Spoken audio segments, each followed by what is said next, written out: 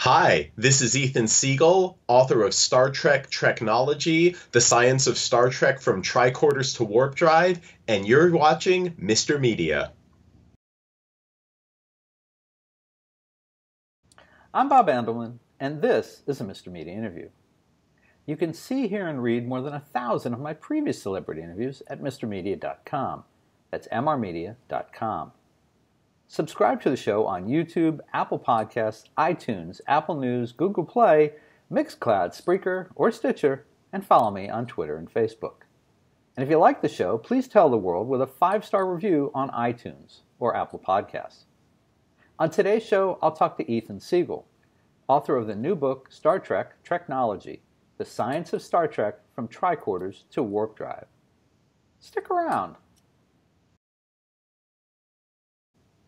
I don't know if you've seen it, but the new Star Trek TV series, Star Trek Discovery, is an extraordinary piece of entertainment. Let me go a step further. The 6th episode of the new series' first season may just have been the single best episode of any Star Trek TV series that I have ever seen. And I've seen them all, first run going all the way back to the original in the 1960s. Yep, I'm that old. I tell you this because the timing seems perfect to discuss Ethan Siegel's fascinating new book, Star Trek Treknology, The Science of Star Trek from Tricorders to Warp Drive. While not the first book of its kind, Treknology is a gorgeous, well-researched, and sharply written exploration of where we actually stand on technology to take us where no man has gone before. From transporters, impulse engines, and warp drives to holodecks, replicators, and tricorders, the future is closer than ever. If we can dream it, there is now, or will be soon, a scientist, I think, who can build it. So if you love all things Treknology, check out this book. And don't miss another episode of Star Trek Discovery either. Ethan Siegel, welcome to Mr. Media. Hi, Bob. Thank you for having me. It's my pleasure to be here and to talk all things Star Trek with you, from the show to the technologies to the new Discovery and anything else we've got to talk about. Do they have a sense of deja vu on Star Trek? I don't remember if that's a scientific thing at that point or if they had an episode named Deja Vu. Oh, you're good. Except they put a little spin on it, didn't they? Yeah. All right, you're good. You're good. All right, so when I got the book, I looked at it and I thought, right, Treknology, technology from Star Trek. You have a dubious moment, and then I looked at my iPhone and I thought, okay, maybe he's got something here. These things are actually getting done, right? You take a look at the early technologies that Star Trek envisioned, things like the flip communicator, things like Uhura's earpiece that would translate languages for her, things like your touchscreen electronic clipboard, or later on your pad in Star Trek The Next Generation, or even your touch, Picard to Enterprise, Picard to Bridge, things like that. These are not very difficult right now. You look at what we have today, and in many cases, what we have is far more impressive than what Star Trek envisioned. We don't have automatic sliding doors as a far future technology. You don't think it's futuristic when you walk into the airport. In fact, you're probably annoyed you have to wait for the door to open, that it isn't better at predicting where you are. Well, all of these technologies that have become real are often not the culmination of where technology takes you. They're a step along a progressive path where things are improving and getting better and better. Star Trek envisioned a great future, but it envisioned a great future 51 years ago for the original series, or even 30 years ago for The Next Generation. When you're talking about where we are today, real-life science in many arenas has progressed far faster than our science fiction imaginations would ever allow. Now, you sound like a man who knows what he's talking about, so tell people about your background in science, what you do for a living, and then how Star Trek kind of crosses paths with you. It's really interesting to me as a scientist because I know a great many other scientists who Star Trek was what inspired them to get into it. And for me, it was the other way around. Ever since I was a kid, I was very interested in science, in the natural order of how things worked, in everything from microscopes going all the way down to the smallest scales like particles, all the way up to the largest scales in astronomical objects in our solar system, in our galaxy, and in the universe beyond. So when I encountered Star Trek, in my teenage years, that was when I really got into Captain Picard and The Next Generation. The original series was before my time, and I didn't watch that until later when I did a rewatch. But that was just a mind-blowing vision where you're looking into the future and you think, wow, all these advances in science and technology, what could we do with them to better humanity, to better any species we came in contact with, to eliminate some of the terrible problems that plague our world today, that have plagued humans for all of history: poverty, lack of shelter, lack of food, lack of comfort in life. Star Trek represented a freedom from want, a freedom from chronic disease, a freedom from suffering.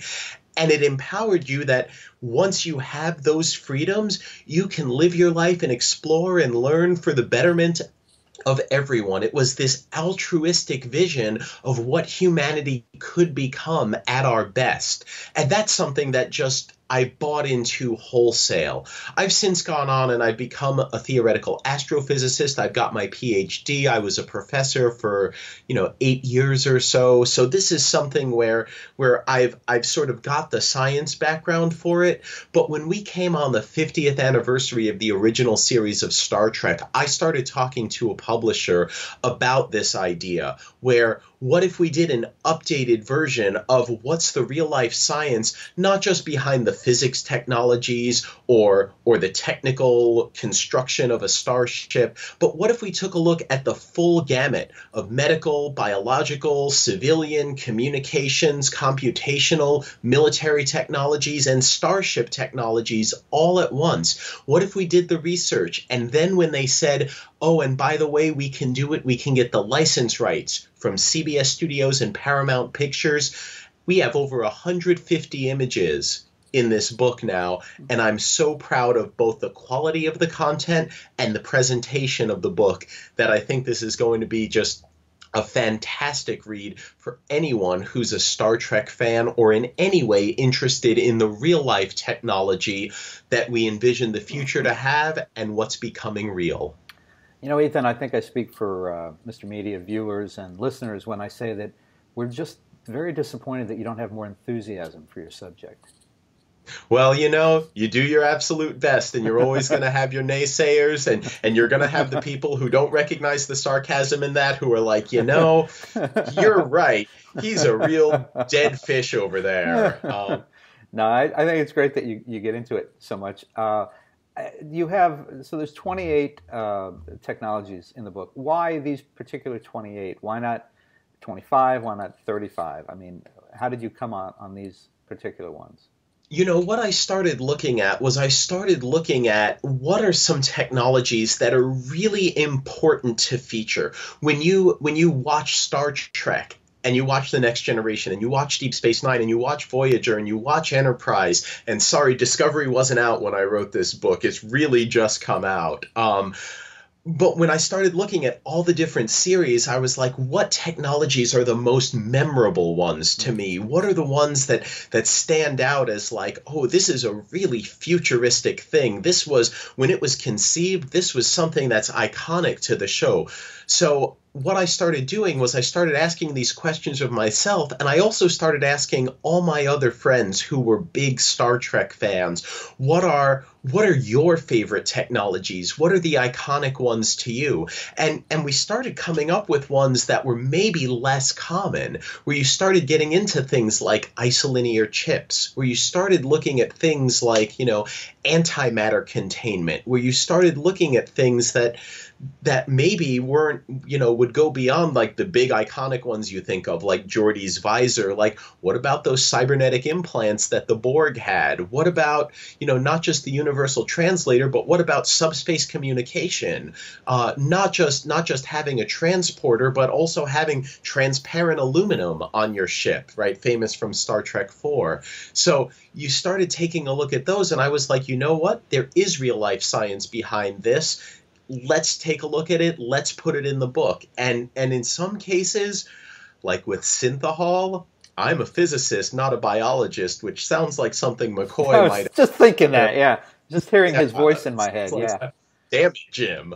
So damn it, Bob. I'm not a biologist, but for something like Synthahol, for a huge gamut of the medical and biological technologies, I went to the experts. I went to the literature. I went to people I knew who are professionals in those fields, and I got the information that I needed in order to do justice to these advanced technologies. Which, obviously, you're well-versed in all of the series, and we'll excuse the Star Trek Discovery not being in the book. Obviously, it's only been on 6 weeks as we talk. But which of the multiple series do you think had the most futuristic technology for its time, and which didn't really offer a lot of new technology to the series? That first question is really kind of a toss-up to me between the original series and the Next Generation. Those two were huge leaps. You have to remember in 1966, and you do remember, I have to imagine remembering. In 1966, if you took a look at the entire computational power of planet Earth, if you took all the computers and imagined wiring them together and saying, what can we compute? The smartphone that you have, like even if it's a little bit older of a smartphone, more powerful than all of computational power on Earth was back in 1966. So for 1966, for the original series of Star Trek to envision what it envisioned, right? We hadn't walked on the moon. We hadn't done a whole slew of things that we take for granted as like, oh, that's ancient history now.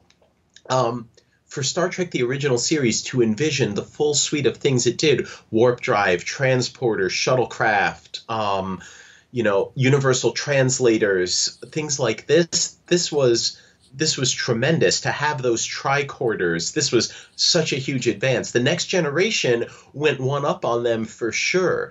That not only did Next Generation have all of those things, they were improved, they were sleeker, they had digital storage for things, they had talking, walking androids, they had vastly powerful ship's computers, they had visors that could restore sight to blind people. They had huge advances. So again, jumping a century ahead like the Next Generation did, very big deal, very impressive. Deep Space Nine, Voyager, not as much of a big advance, which is what you'd expect because Star Trek The Next Generation aired in the 80s and 90s. Deep Space Nine and Voyager were contemporary series, also airing in the 90s, set in the same time frame.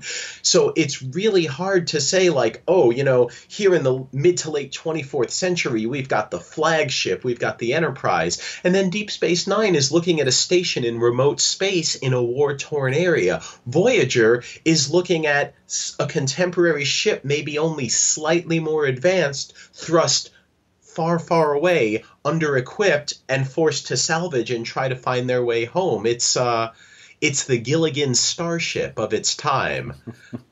So no, the technologies aren't as impressive there, but the challenges they face, for me, Star Trek is not just about the science fiction or about the technologies or about envisioning the future. It's about using these advanced civilizations, using this vision of the future to explore what it means to be human, to explore ethical questions, to explore what's right and what's wrong in this situation. It's a way for us to view some very sensitive issues of the present day through a lens that gives us just enough distance that we can actually talk about these issues that are otherwise taboo. And of course, Enterprise, which was actually my favorite until Discovery, took place before the original series, so it can be forgiven for not it wasn't breaking a lot of ground because we already knew all the technologies that it had. No, but I think Enterprise did a very good job of saying, we are on the path to developing these new technologies, but we don't have these super futuristic things, right? Hitoshi Sato, she was a communications officer not because she was super good with the universal translator, but because she was so good with languages, because she knew so many, because she understood communication skills. That was what made her great at that. And that's, I think, a really nice way to have a bridge from where we were when Enterprise was made in the early 2000s to where Star Trek the original series was set, that you have this sort of in-between story where your ships can only go at warp 5.2, where you don't have tractor beams and you have to use grappling hooks, where you encounter cloaking devices, but it's very mysterious that these civilizations you run into in space have these devices that we don't have yet.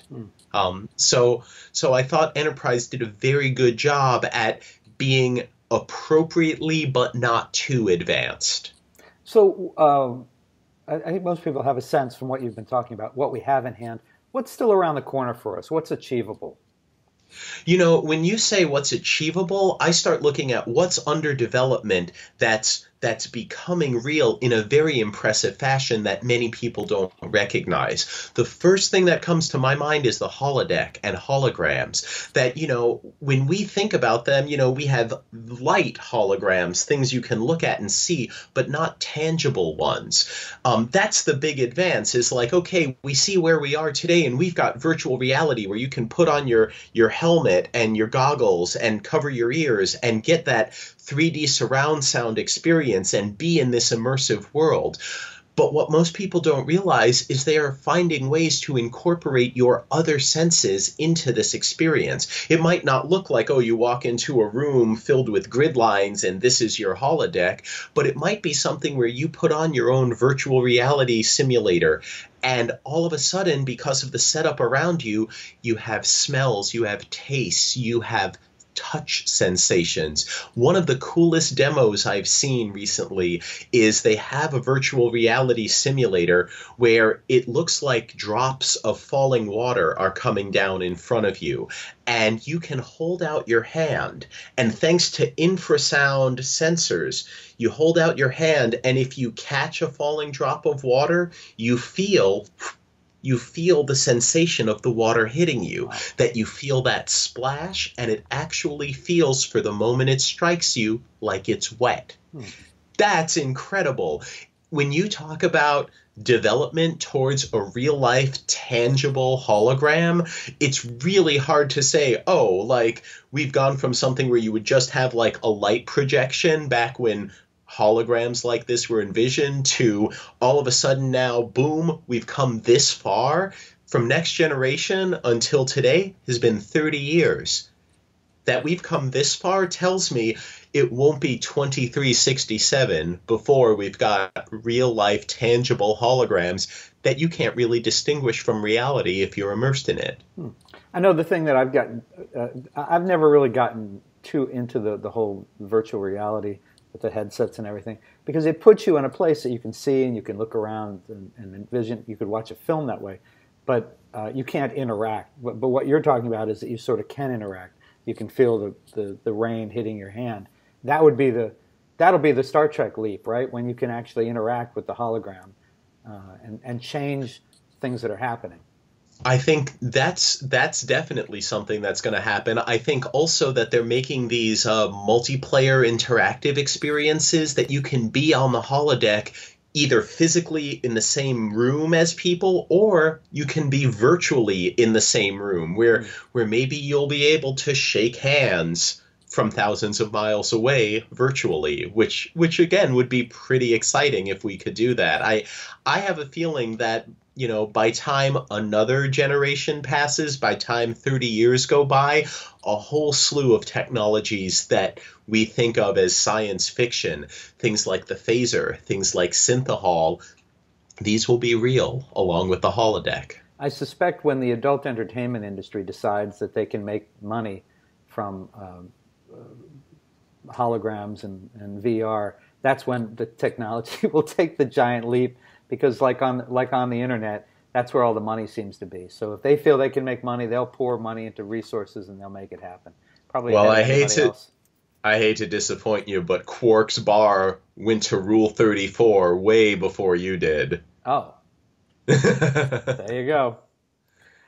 you want a holosuite? It'll just cost you 3 slips of latinum per hour. Right. No, but I get that. I'm just talking about in terms of actually happening. That's what it's probably going to take. So what is completely unlikely, barring a physics revolution at this point?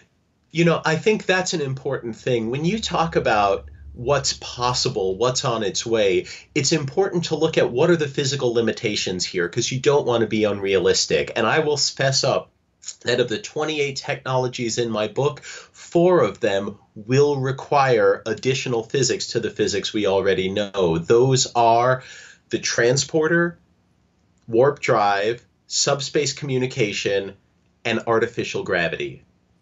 If you can have those, and artificial gravity includes inertial dampeners. So if you want to make those 4 happen, you need a little bit of new physics in order to solve some of the problems. For instance, in warp drive, I don't know if you ever read Lawrence Krauss's book, The Physics of Star Trek. That was a classic to me that came out when I was in high school.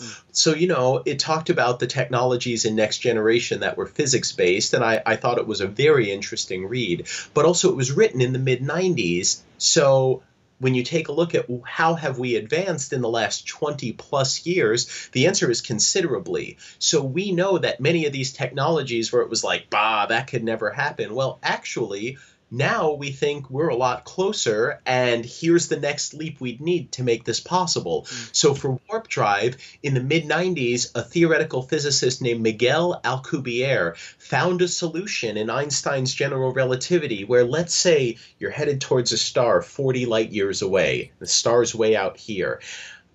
You would have to travel across those 40 light years of space to get there. And then to come back, you'd have to go 40 light years back. According to the laws of Einstein, everyone back here on Earth where you started will have aged at least 80 years, no matter how fast you make that journey. That's a terrible problem that Star Trek avoids through this use of warp drive. Well, the solution he found is that if you create a bubble of space-time around where you are and you move in a certain direction, you can compress the space in front of you by expanding the space behind you. So as you move in a certain direction, instead of 40 light years, maybe this is just 1 light year now. So you can get there in a year. And then to go back, you turn around and now you compress space in this direction. So this is just a light year.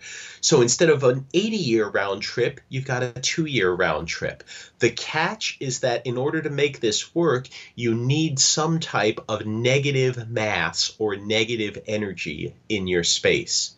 So we haven't yet discovered that. But I'll also say we haven't yet measured which direction antimatter falls in a gravitational field. We've created neutral antimatter for as long as about 20 minutes by magnetically and electrically confining it. If we can measure which direction does it fall in a gravitational field, sure, everyone expects that just like normal matter, it's going to fall down. But if normal matter falls down and antimatter falls up, then all of a sudden warp drive becomes possible, artificial gravity becomes possible, and 2 of the most elusive technologies of all will suddenly be on the verge of becoming real. Well, before we wrap up, I want to ask you about the technology on 2 other shows, not Star Trek, but sort of distant cousins. The Big Bang, pardon me, the Big Bang Theory purports to have a pretty accurate science foundation when they talk about things, that they don't just make stuff up, they make sure it has basis. They have a scientist on staff who reviews the scripts and things like that. Do you have any fascination with what goes on that show? So the Big Bang Theory, for me, there are shows that I'm a fan of, that I watch, and there are shows that I don't watch. And Big Bang Theory for me is a show I don't watch. So I don't really have very much to comment on, except to say that I think it's very important if you do want to present science fiction, to get exactly that, to get those experts to vet it, to say what we're looking at, what we're talking about. This is within the realm of what people are exploring. This is within the realm of what's reasonable. It's very different when you have like a scientific foundation for your show versus when you're just, telling stories. That's the difference to me between science fiction and science fantasy. And of course, Big Bang Theory is just a sitcom. It's not science fiction or science fantasy. But I'm willing always to suspend my disbelief for a show if it's well written, if it's entertaining, if it's compelling, as long as I can say, okay, you know what? Your universe is a little different from my universe in these ways. You've set up the different rules. I'm okay with that. Let's just be self-consistent and have ourselves a great show. All right. And then the other one I want to ask you about was the Orville, which is Seth MacFarlane's take on Star Trek with a little humor added. But it actually looks, in some ways, it looks more like the original Star Trek than Discovery does. Well, I think in many ways it's based on the original Star Trek. I would say that. Are you familiar with the Simon Pegg and Nick Frost series of movies? Things like Hot Fuzz or Shaun of the Dead. I think the Orville is a lot like that, where you take a look at this genre of movies or this genre of TV shows, and you say, here are some of the elements that make them, that are common to all of them, like the buddy cop movie genre or the zombie movie genre or the Star Trek movie, the Star Trek series genre. And what they've done with both the Orville and with the Simon Pegg Nick Frost movies is they've gone and said, well, we're going to make something that stands on its own. It's going to be this interesting, compelling, well-written, humorous series that tells its own story, but that you recognize all these devices and you recognize all these tropes. And a lot of people I've heard, pan it as some sort of ripoff. And I don't agree with that at all. I think a ripoff is when you try and copy something. But I think when you take elements of something that previously existed and you make something new and incredible out of it, that's not a ripoff at all. That's just telling a new story. Like you can say like, oh, Star Wars ripped off John Carter. But Star Wars stands on its own as its own thing. And yes, you're talking to someone who's a Star Trek fan for the, relatively hard science fiction and who's a Star Wars fan for the space fantasy, Yeah, option. I agree. I go with the Orville as tribute to the original Star Trek series. It's fun. It's not brilliant TV, but it's fun. It's entertainment, and I think people need to get off their high horse. But I was mostly just curious about the technology. So what's next for you? Where do you go from here? Well, for me personally, I really look forward to going around and selling and signing copies of Treknology, and I do hope that people pick this up and enjoy it because it's beautiful and it's I worked hard on this. I think it's well written. I'm also writing an almost daily column for Forbes at my blog Starts With a Bang, including on Mondays, as long as it's airing, where I do episode reviews and recaps of Star Trek Discovery, because I think that's a great place to overlap science and science fiction. I've got a previous book out called Beyond the Galaxy, which is an astronomy astrophysics book, which basically says, if you knew nothing about the universe but were curious about it, how could you figure out everything that we figured out? And we go through the entire history of development of the universe up through modern day stuff, the Big Bang, dark matter, dark energy, inflation, and the fate of the universe. I think that's great. What's coming next for me? Probably a little more writing. I've got another book in the works. It's going to be on the topic of what happened before the Big Bang. Which I think is incredibly exciting. And foreplay, wasn't it?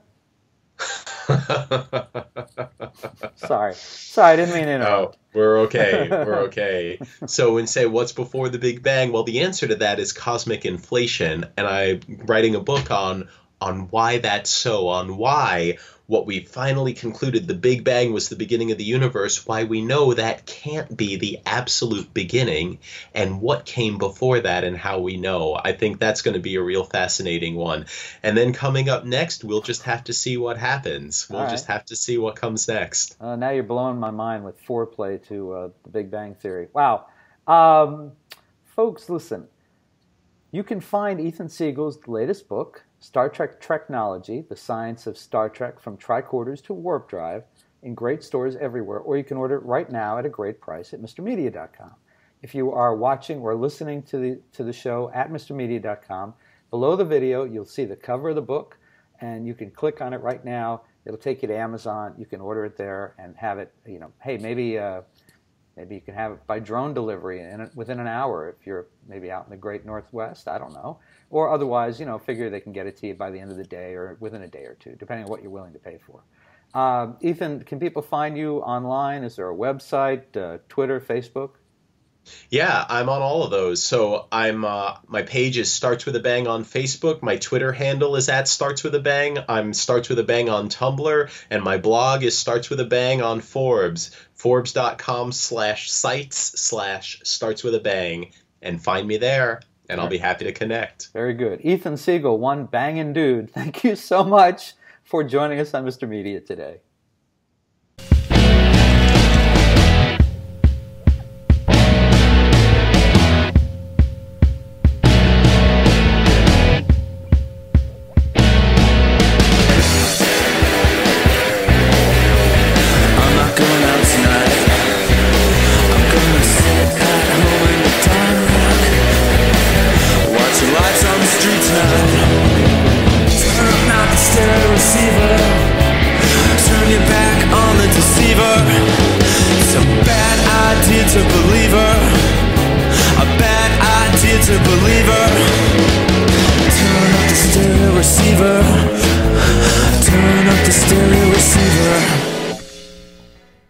Mr. Media is recorded live before a studio audience of Star Trek Discovery fans who uniformly ignore the fact that the Starship Discovery has much cooler technology than any old Enterprise ever did. In the new media capital of the world, St. Petersburg, Florida.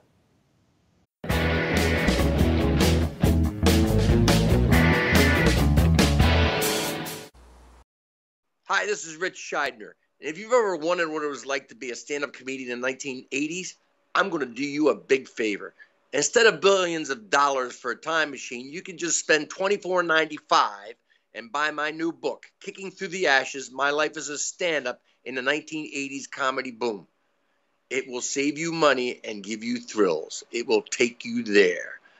Go to my website, richscheidner.com, go to amazon.com, and buy this book.